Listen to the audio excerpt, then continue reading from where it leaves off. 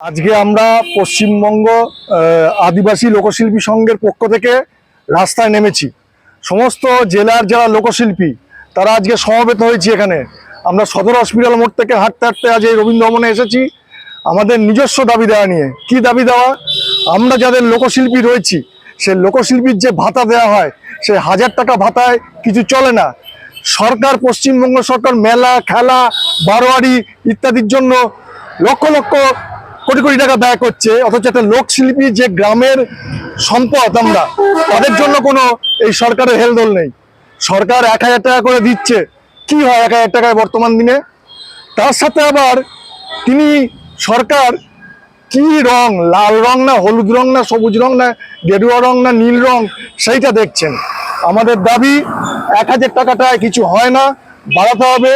আপনার যে আনুষঙ্গিক খরচ কোটি কোটি টাকা, অপ্রয়োজনীয় খরচ।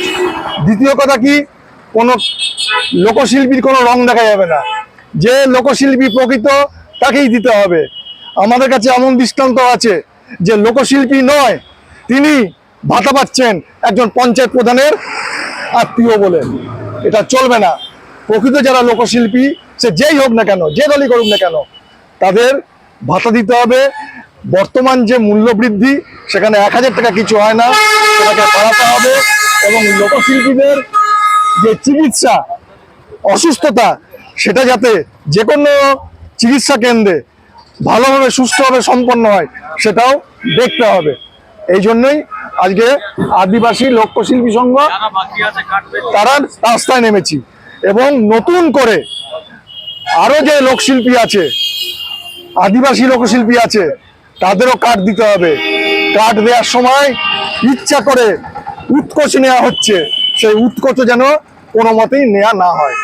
স্বচ্ছতার সাথে, যোগ্যতার সাথে যেন প্রত্যেক লোকশিল্পীকে তার মেধা দেখে কার্ড, অনুদান ইত্যাদি দেওয়া হয়। আমরা জেলা তথ্য সাংস্কৃতিক আধিকারিক সেখানে ডেপুটেশন দিয়ে এসেছি। আমরা এখন কালেক্টরেটে যাচ্ছি। আমরা জেলা শাসকের দপ্তরে গিয়েও এই সমস্ত দাবি নিয়ে আমরা তার কাছে আলোচনা করব, দাবি সনদ পেশ করব। আপনার নাম?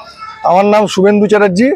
আমি পশ্চিমবঙ্গ গণতান্ত্রিক লেখক শিল্পী সংঘ নদিয়া জেলার সম্পাদক এবং জেলার সাংস্কৃতিক আন্দোলনের নেতৃত্ব।